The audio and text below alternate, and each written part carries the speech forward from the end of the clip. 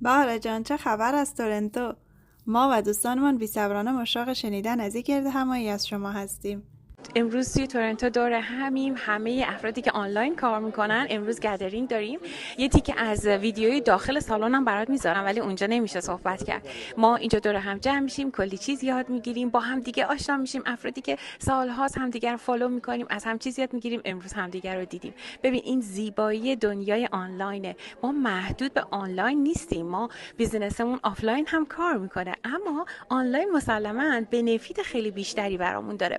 پشت سرم تمام برای بچه‌های فارسی زبانم اون پشت دارن میان. جای تو خیلی خالیه. امیدوارم دفعه دیگه ببینمت. دوستان به جای ما بهاره جان، من هم امیدوار هستم دفعه بعد دیگه گرد همایی همراه شما عزیزان باشم. حالا با چه کسانی هستین بهاره جان؟ یه گرد همایی فوق‌العاده توی تورنتو.